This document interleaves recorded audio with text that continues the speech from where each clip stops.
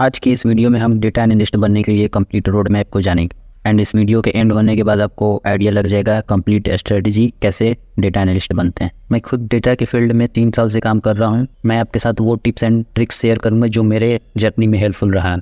हम अपने road map को स्टार्ट करेंगे डेटा एनालिसिस को समझने से लेकर।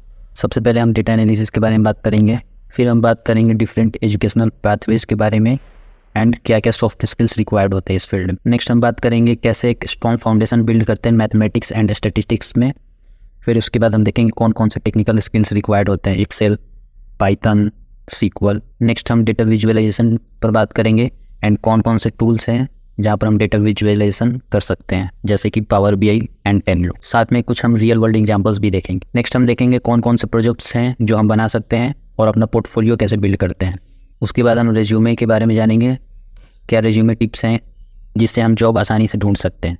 तो आप एक रिसेंट ग्रेजुएट हैं या करियर चेंज करना चाहते हैं या सिर्फ डेटा के बारे में जानना चाहते हैं तो ये वीडियो काफ़ी हेल्पफुल होने वाला है आपके लिए। तो फर्स्ट सेक्शन में हम जानते हैं डेटा एनालिसिस क्या होता है। तो डेटा एनालिसिस का मेन पर्पस है turning raw data into actionable insights. Raw data से हम कैसे इनसाइट्स निकाल सकते हैं और अपने बिजनेस को हेल्प कर सकते हैं डिसीजन मेकिंग में, ये डेटा एनालिसिस का मेन पर्पस है। सो data analysis is the process of inspecting, cleaning, transforming and modelling data, जिससे हम डिस्कवर करते हैं यूजफुल इन्फॉर्मेशन, कंक्लूजन्स बनाते हैं हम एंड डिसीजन मेकिंग में ये मदद करता है हमारी। और एक पर्सन जो डेटा एनालिसिस में मदद करता है उससे डेटा एनालिस्ट बोलते हैं। तो डेटा एनालिस्ट डेटा को गैदर करता है और इंटरप्रेट करता है टू सॉल्व बिजनेस प्रॉब्लम्स। तो आपका जॉब इसमें होगा डेटा के थ्रू मूव करना, उसमें पैटर्न्स फाइंड करना एंड जो भी इनसाइट्स निकले उसके बारे में सीनियर स्टेक होल्डर्स को इन्फॉर्म कर। नेक्स्ट हम देखते हैं कि why data analysis is important. तो जो भी इंडस्ट्रीज है, हेल्थ केयर से लेकर फाइनेंस तक एंड मार्केटिंग से लेकर स्पोर्ट्स तक, तो लगभग सारी इंडस्ट्रीज में डेटा एनालिसिस का यूज होता है कंक्लूजन्स बनाने के लिए एंड डिसीजन मेकिंग के लिए। तो कुछ एप्लीकेशंस देख लेते हैं हम डेटा एनालिसिस के। तो पहले हम हेल्थ केयर से स्टार्ट करते हैं। तो हेल्थ केयर में पेशेंट्स का आउटकम, पेशेंट्स कैसे रिकवर कर रहे हैं डिफरेंट ट्रीटमेंट्स पर, उसमें ट्रेंड्स फाइंड करने के लिए हम डेटा एनालिसिस का यूज करते हैं एंड अपने ट्रीटमेंट प्लान्स को उसके अकॉर्डिंग ऑप्टिमाइज करते हैं। मार्केटिंग कंपनीज कस्टमर बिहेवियर को समझने के लिए एंड टारगेटेड एडवर्टाइजमेंट्स के लिए यूज करती हैं डेटा एनालिसिस को। उसके साथ ही डेटा एनालिसिस उनको मदद करता है ये मेजर करने के लिए कौन सा कैंपेन उनके लिए ज़्यादा सक्सेसफुल रहा। नेक्स्ट, स्पोर्ट्स में टीम्स यूज करती हैं एनालिटिक्स को प्लेयर्स का परफॉर्मेंस देखने के लिए एंड अपने गेम प्लान्स को स्ट्रेटेजिक बनाने के लिए। ई-कॉमर्स कंपनीज डेटा की मदद से फाइंड आउट करती हैं कौन सा प्रोडक्ट उनका बेस्ट सेलिंग है, कौन सा मार्केटिंग प्लेटफॉर्म है जहाँ पर उनके प्रोडक्ट्स बेस्ट परफॉर्म कर रहे हैं एंड कई सारे बिजनेस डिसीजंस के लिए। तो इन इनसाइट्स की हेल्प से कंपनीज अपना कैंपेन सक्सेसफुल बना पाती हैं और अपने प्रोडक्ट रिकमेंडेशन को और बेहतर कर पाती हैं एंड अल्टीमेटली अपनी कंपनी का रिवेन्यू इंक्रीज कर पाती हैं। तो ये है डेटा का पावर। नेक्स्ट सेक्शन में हम मूव करते हैं educational pathways and soft skills जानने के बारे में। तो डेटा एनालिसिस के फील्ड में एजुकेशनल डिग्री मैंडेटरी नहीं होता है। हाउएवर आपके पास अगर ऑप्शन है बैचलर या मास्टर्स डिग्री परसू करने के लिए स्टैटिस्टिक्स में, मैथमेटिक्स में या कंप्यूटर साइंस में एंड डेटा रिलेटेड फील्ड जैसे डेटा साइंस में, तो आप जरूर परसू करें। इससे आपका फाउंडेशन काफ़ी स्ट्रॉन्ग हो जाएगा एंड इससे आपके पास ज़्यादा अपॉर्चुनिटीज सामने आएंगी। कुछ कंपनीज होती हैं जिनके लिए डिग्री होना मैंडेटरी होता है, बट सारी कंपनीज के केस में ये अप्लाई नहीं होता है। कई सारी यूनिवर्सिटीज़ इन डोमेन में अलग अलग डिग्रीज प्रोवाइड करती हैं एंड जो डिग्री परसू नहीं कर सकते वो सर्टिफिकेशन या कोर्सेज के लिए भी जा सकते हैं। तो कई सारी कंपनीज उन लोगों को ज़्यादा वेटेज देती है जिनके पास किसी तरह का डेटा रिलेटेड सर्टिफिकेशन या कोर्स रहता है। सर्टिफिकेशन एंड कोर्सेज के लिए कई सारे प्लेटफॉर्म्स हैं, तो आप किसी का भी यूज़ कर सकते हैं, कोर्सेरा, एडेक्स, यूडासिटी, उनमें से कई सारे कोर्सेज का लिंक मैं डिस्क्रिप्शन में प्रोवाइड करूँ। एक और अच्छा ऑप्शन है बूट कैंप्स। तो बूट कैंप्स रिसेंटली काफ़ी फेमस हो गए हैं क्योंकि ये इंडस्ट्री रिलेटेड चीज़ों को बताते हैं एंड इंडस्ट्री रिलेटेड प्रोजेक्ट्स को कराते हैं। तो जो भी कैंडिडेट्स अगर बूट कैंप किए होते हैं जो कि जिनका ड्यूरेशन 1 मंथ से लेकर 12 मंथ्स तक हो सकता है, तो उनको काफ़ी प्रेफरेंस मिलता है as compare to other candidates. तो बूट कैंप्स के लिए कई सारे रिसोर्सेज अवेलेबल हैं। आप ऑफलाइन बूट कैंप कर सकते हैं या ऑनलाइन बूट कैंप कर सकते हैं। ऑनलाइन बूट कैंप करने के लिए डेटा कैंप, कोड एकेडमी का यूज़ कर सकते हैं आप, जिनका लिंक मैं डिस्क्रिप्शन में प्रोवाइड करता हूँ। बात करते हैं हम सॉफ्ट स्किल्स की। सॉफ्ट स्किल जैसे analytical thinking, problem solving and attention to detail, इनका काफ़ी इस्तेमाल होता है जब भी आप डेटा को स्टडी कर रहे होते हैं। तो एनालिटिकल थिंकिंग में हम क्या करते हैं कि कोई भी प्रॉब्लम स्टेटमेंट है हमारे पास, तो उसको छोटे छोटे पार्ट्स में डिवाइड करते हैं एंड 1 बाय 1 सारे प्रॉब्लम को फिर हम सॉल्व करते हैं। सपोज हमारे पास अगर सेल्स डेटा है एक रिटेल कंपनी का, हमें डेटा को डाइसेक्ट करना पड़ेगा टू आइडेंटिफाई पैटर्न्स या ट्रेंड्स एंड पोटेंशियल एरियाज जहाँ पर हम इम्प्रूव कर पाएँ। नेक्स्ट स्किल जो है problem solving. As a data analyst आपको कई सारे चैलेंजेस मिलेंगे, जैसे कि डेटा में कुछ फीचर्स मिसिंग है या डेटा में आउटलायर्स हैं। तो एज ए प्रॉब्लम सॉल्वर आपको उन एनोमलीज को कैसे हटाने हैं, कैसे मिसिंग वैल्यूज़ को इम्प्यूट करना है या आउटलायर्स को हैंडल करना है, ये काफ़ी इंपॉर्टेंट हो जाता है। एंड एक और इम्पॉर्टेंट स्किल है last but not the least, attention to detail. तो डेटा के अंदर स्मॉल एरर्स से भी काफ़ी बड़ा इम्पैक्ट हो सकता है। फॉर एग्जांपल, अगर हमारे पास फाइनेंशियल डेटा है एंड उसके अंदर हमने डेसिमल पॉइंट को मिस इंटरप्रेट कर दिया तो उससे काफ़ी इशूज़ हो सकते हैं। तो इसलिए हमें डेटा को काफ़ी बारीकी से देखना पड़ता है। आप डेटा एनालिस्ट चाहे ट्रेडिशनल एजुकेशनल डिग्री से बनना चाहते हैं या ऑनलाइन लर्निंग से, there is a path for everyone. Next section में हम बात करते हैं बिल्डिंग अ स्ट्रॉन्ग फाउंडेशन के बारे में। यहाँ पर मैथमेटिक्स एंड स्टैटिस्टिक्स काफ़ी इंपॉर्टेंट हो जाता है। करियर के स्टार्टिंग स्टेज में हमें कॉम्प्लेक्स मैथमेटिक्स या स्टैटिस्टिक्स का जरूरत नहीं होता। हम स्टार्ट कर सकते हैं बेसिक अर्थमेटिक्स से। तो आपको अगर बेसिक अर्थमेटिक्स पहले से आता है तो डेटा एनालिसिस काफ़ी आसान लगेगा। उसके अलावा हमें जो कंसेप्ट जानने हैं वो mean, median and standard deviation जानने हैं। ये सारे प्रॉब्लम स्टेटमेंट्स में यूज़ नहीं होता, लेकिन काफ़ी सारे प्रॉब्लम स्टेटमेंट्स में यूज़ होता है जो हम इनकाउंटर करेंगे।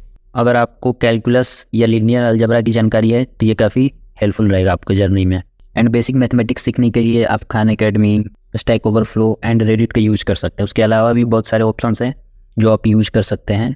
आप ऑनलाइन फॉरम्स को ज्वाइन कर सकते हैं, स्टडी ग्रुप्स को ज्वाइन कर सकते हैं एंड कुछ रिसोर्सेज का लिंक मैं डिस्क्रिप्शन में दे दूंगा वीडियो के। नेक्स्ट हम कुछ एग्जांपल्स को देख लेते हैं। तो पहला एग्जांपल है अंडरस्टैंडिंग पैटर्न्स। सपोज आप एक सेल्स डेटा को देख रहे हैं तो मैथमेटिक्स की मदद से आप डिफरेंट टाइप के पैटर्न्स जैसे कस्टमर बिहेवियर को आइडेंटिफाई कर सकते हैं, मैक्सिमम सेल्स कब हो रहे हैं एंड कौन से प्रोडक्ट्स हैं जो सबसे बेहतर परफॉर्म कर रहे हैं।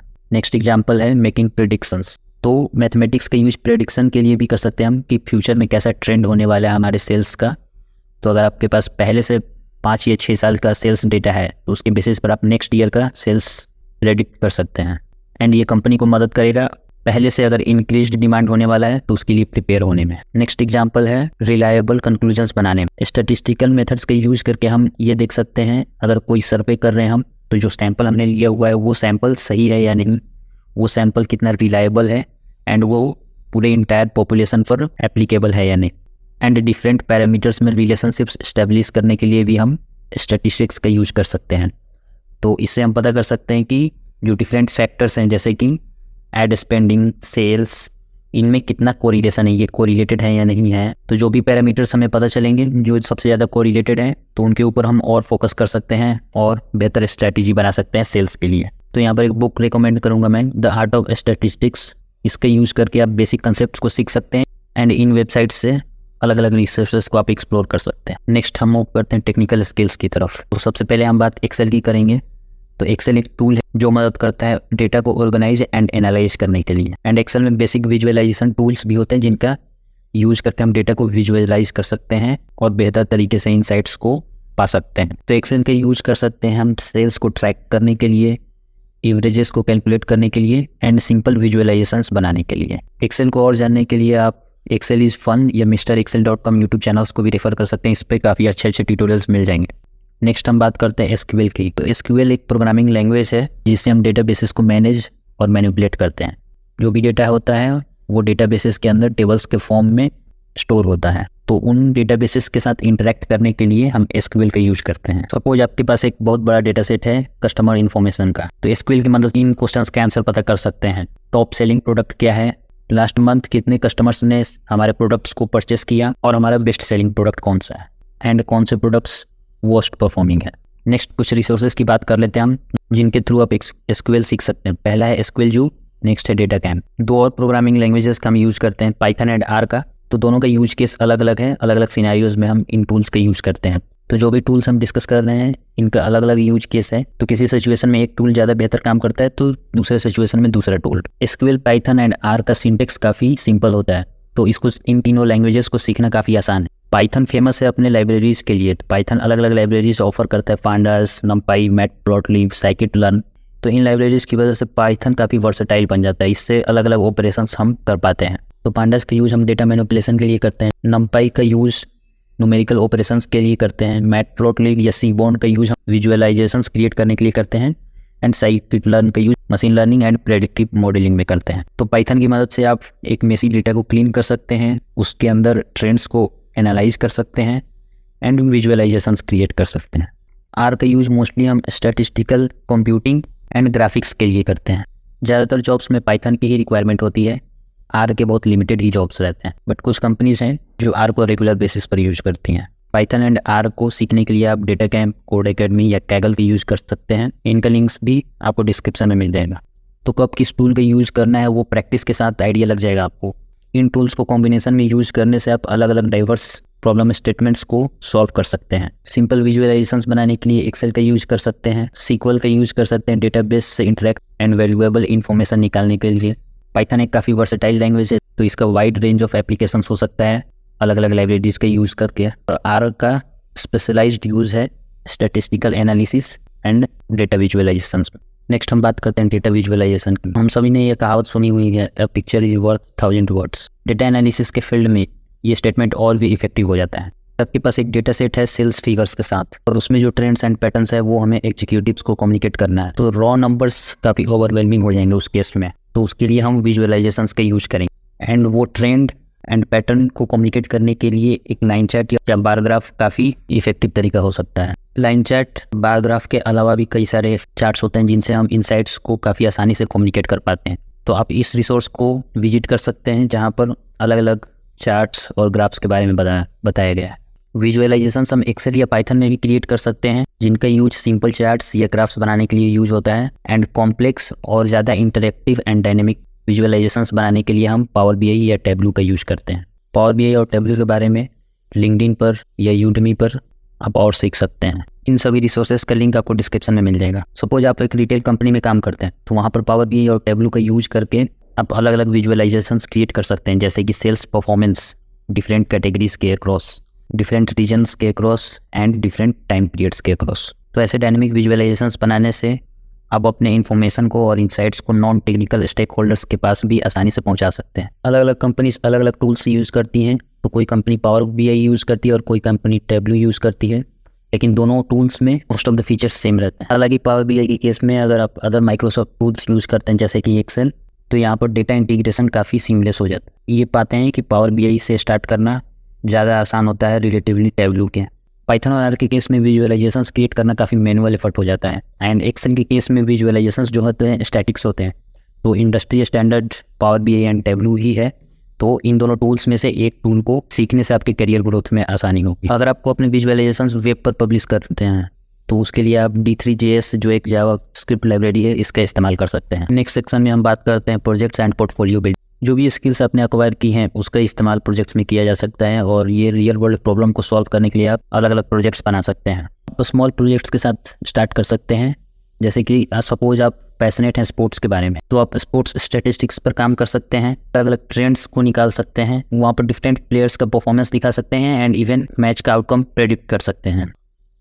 तो अपने पोर्टफोलियो में आप 3-4 प्रोजेक्ट्स को हाईलाइट कर सकते हैं। एक प्रोजेक्ट हो सकता है EDA के ऊपर, एक्सप्लोरेटरी डेटा एनालिसिस के ऊपर, जहाँ पर आप एक डेटा सेट में डीप डाइव करेंगे एंड ट्रेंड्स को एनालाइज करेंगे एंड अलग अलग इनसाइट्स को फिगर आउट करेंगे। अपने पोर्टफोलियो में एक प्रोजेक्ट आप दिखा सकते हैं प्रेडिक्टिव मॉडलिंग के ऊपर, यहाँ पर सेल्स डेटा का यूज करके आप एक फ्यूचर सेल्स को प्रेडिक्ट कर सकते हैं। और एक प्रोजेक्ट में आप अपने डेटा विजुअलाइजेशन स्किल्स को शो कर सकते हैं। EDA, sales forecasting, customer segmentation, जहाँ पर कस्टमर डेटा को एनालाइज करके उसमें सेगमेंट्स को आइडेंटिफाई कर सकते हैं एंड रिकमेंड कर सकते हैं कि कौन सा मार्केटिंग स्ट्रैटेजी किस सेगमेंट पर अप्लाई करना चाहिए। एंड नेक्स्ट सेंटिमेंट एनालिसिस, जहाँ पर आप अपने डेटा विजुअलाइजेशन स्किल्स को दिखा सकते हैं। आप अलग अलग कॉम्पिटिशन में भी पार्टिसिपेट कर सकते हैं, तो टैकल एक प्लेटफॉर्म है जहाँ पर कई सारे डेटा कॉम्पिटिशन्स किए जाते हैं। एंड नेक्स्ट अपने कोड को गिटहब या मीडियम पर भी पब्लिश कर सकते हैं। यहाँ पर एक बात जानना जरूरी है कि आपका प्रोजेक्ट परफेक्ट हो ये मैटर नहीं करता, जो मैटर करता है कि कौन से चैलेंजेस आपने फेस किए, कैसा सोल्यूशन निकाला, क्या इंसाइट्स निकालें उस डेटा से, एंड क्या एक्शन स्टेप्स लेंगे आप। नेक्स्ट हम बात करते हैं रेज्यूमे एंड जॉब सर्च के बारे में। तो रेज्यूमे बनाने के लिए आप सबसे पहले एक स्ट्रॉन्ग समरी या ऑब्जेक्टिव के साथ स्टार्ट कर सकते हैं, एंड नेक्स्ट आप हाईलाइट कर सकते हैं क्या स्किल्स हैं आपके, क्या एक्सपीरियंसेस हैं, आप कंपनी के लिए क्या कर सकते हैं। साथ में अलग अलग सेक्शंस में आप अपने एजुकेशन, सर्टिफिकेशंस और प्रोजेक्ट्स को हाईलाइट कर सकते हैं, क्योंकि रेज्यूमे पहला इंप्रेशन होता है एम्प्लॉयर्स के लिए। तो एक चीज़ यहाँ पर ध्यान रखना जरूरी है कि वहाँ पर कोई ग्रामेटिकल मिस्टेक या स्पेलिंग एरर नहीं होना चाहिए। एक एग्जांपल समरी मैं बता देता हूँ जो आप अपने रेज्यूमे में डाल सकते हैं, वो है कि detail oriented data analyst with a strong background in statistical analysis and proficient in Python and SQL। तो इस तरीके के आप summary based on your skill sets and experiences आप बना सकते हैं। स्किल्स के बारे में, अगर आप जो जॉब के लिए अप्लाई कर रहे हैं वो डेटा विजुअलाइजेशन से रिलेटेड है तो टूल्स लाइक पावर बीआई और टैब मेंशन करना ना भूलें। एंड अपने अचीवमेंट्स को क्वांटिफाई जरूर करें जहाँ भी पॉसिबल हो। एग्जाम्पल, एनालाइज्ड सेल्स डेटा कहने की बजाय आप कह सकते हैं increased sales by 15% through in depth analysis of customer purchasing patterns. And projects के लिए आप लिख सकते हैं developed a predictive model that reduced customer churn by 20%। तो इस तरीके से आप अपने सैम्पल बुलेट पॉइंट्स को क्रिएट कर सकते हैं। एंड रिज्यूमे को क्रिएट करने के लिए कई सारे टेम्पलेट्स MS वर्ड पर, कैनवा पर एंड अलग अलग वेबसाइट्स पर मिल जाएंगे जिनका आप यूज कर सकते हैं। आप वैसे ही टेम्पलेट्स चूज करें जो क्लीन दिखने में हो and professional, and bullet points use करें जहाँ भी आपको कुछ हाईलाइट करना है। जॉब सर्च के लिए अलग अलग प्लेटफॉर्म्स का आप इस्तेमाल कर सकते हैं, लिंक्डइन, ग्लासडोर, यहाँ पर आपको कंपनी रिव्यूज़ भी मिल जाएंगे। एंड कोडिंग की प्रैक्टिस के लिए भी अलग अलग वेबसाइट्स अवेलेबल हैं, तो आप स्टार्ट कर सकते हैं हैकरन के साथ, लीड कोड के साथ या टच सेंटर के साथ। तो इस यूट्यूब चैनल टच सेंटर पर हम अलग अलग कोडिंग क्वेश्चंस को पब्लिश करते रहेंगे, आप उनको सॉल्व करके प्रैक्टिस कर सकते हैं। एक चीज़ का ध्यान रखना जरूरी है, यहाँ पर हर एप्लीकेशन के लिए अलग अलग रेज्यूमे बनाएं, इससे आपका रेज्यूमे ज़्यादा टारगेटेड रहेगा एंड वो जॉब डिस्क्रिप्शन से बेहद आसानी से मैच कर पाएगा। एंड नेक्स्ट, जो अलग अलग जॉब पोर्टल्स हैं जैसे इंटर्नशाला, इंडीड, ग्लासडोर एंड नौकरी, इस पर भी अपना अकाउंट क्रिएट कर। डेटा एनालिस्ट इंटरव्यूज़ में टेक्निकल और बिहेवियरल क्वेश्चंस का मिक्स देखने को मिलता है। टेक्निकल क्वेश्चंस हो सकते हैं जैसे कि how would you clean and pre process a data set, या explain a situation where you used statistical analysis to solve a business problem. And next, behavioural questions में पूछा जा सकता है tell me about a challenging project you worked on and how you overcame obstacles, या describe a time when you had to communicate complex findings to a non technical audience. Next, job portals पर apply करने के अलावा आप LinkedIn जैसे platform join कर सकते हैं जहाँ पर आप नेटवर्किंग कर सकते हैं, या फिर आप अलग अलग इंडस्ट्री कॉन्फ्रेंसेस, वेबिनार्स या मीटअप्स ज्वाइन कर सकते हैं जहाँ पर आपको दूसरे डेटा एनालिस्ट से मिलने का मौका मिलेगा एंड उनकी जर्नी को जानने का मौका मिलेगा। तो अपने करियर की स्टार्ट करने के लिए आप डेटा एनालिस्ट बनकर कर सकते हैं। फिर उसके बाद करियर एडवांसमेंट में अलग अलग रोल्स आपको मिलेंगे जैसे कि data scientist, business intelligence analyst या मशीन लर्निंग इंजीनियर या डेटा इंजीनियर। तो डेटा एनालिस्ट के पास बहुत सारे अपॉर्चुनिटीज़ फ्यूचर में होते हैं और आप किसी भी करियर पाथ में मूव कर सकते हैं बेस्ड ऑन योर इंटरेस्ट। तो हमने डेटा एनालिस्ट बनने के लिए कंप्लीट रोड मैप को डिस्कस कर लिया है, फाउंडेशनल स्किल्स बनाने से लेकर ड्रीम जॉब पर लैंड करने तक। नेक्स्ट हम सारे स्टेप्स को एक बार रिकैप कर लेते हैं। तो सबसे पहले हमने बात की डेटा एनालिसिस के बारे में एंड ये क्यों मैटर करता है।